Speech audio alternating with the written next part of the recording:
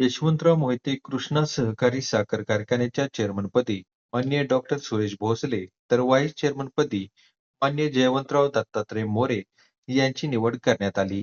या निवडीबद्दल कारखान्याचे सभासद, ऊस उत्पादक शेतकरी, पदाधिकारी आणि कार्यकर्त्यांकडून त्यांच्यावर अभिनंदनाचा वर्षाव होत आहे.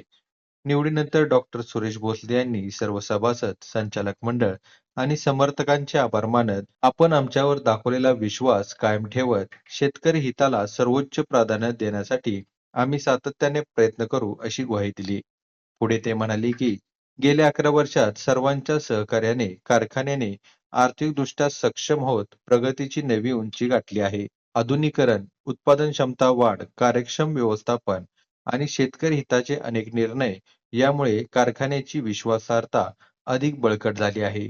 यापुढील काळात कारखान्याचे आधुनिकीकरण, नवीन प्रकल्पाची उभारणी, ऊस उत्पादक शेतकऱ्यांच्या हिताचे निर्णय, सभासदांचा सर्वांगीण विकास आणि कारखान्याला अधिक प्रगत करण्यासाठी पूर्ण ताकदीने काम केले जाईल, अशी भूमिका त्यांनी स्पष्ट केली.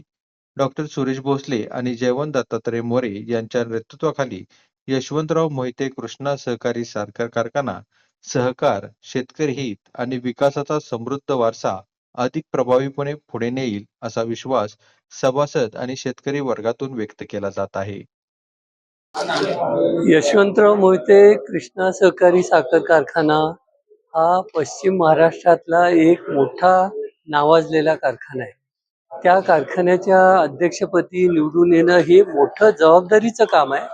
आणि ज्या कारखान्याकडे जे कार्यक्षेत्र जवळजवळ 128 गावामध्ये 5 तालुक्यामध्ये इतक्या मोठ्या प्रमाणात पसरलेलं आहे. आणि शेतकऱ्याची नेहमी अपेक्षा आपल्या कारखान्याकडनं खूप मोठी असते.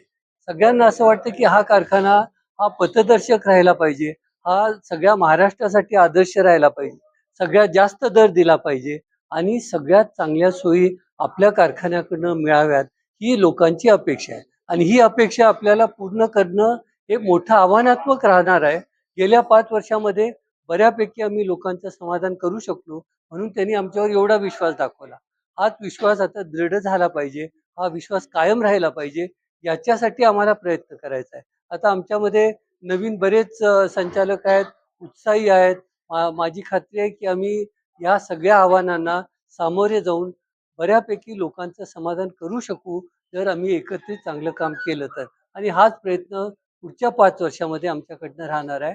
आणि माझी खात्री आहे की सगळ्या लोकांची आम्हाला जशी साथ आहे, जसं त्यांनी ह्या इलेक्शनमध्ये सुद्धा जे मताधिक्य दाखवलेलं आहे, हे कृष्णेच्या इतिहासात सुद्धा हे पहिल्यांदाच अशी परिस्थिती तयार झालेली आहे.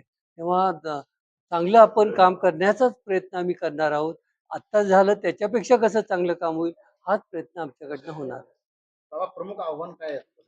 आता प्रमुख आव्हान असं आहे की लोकांची अपेक्षा आहे की FRP वाढली पाहिजे. आता FRP सरकारने वाढवली आणि सगळ्यात चांगला दर मिळावा हीच अपेक्षा असते आणि हेच आव्हान असतं.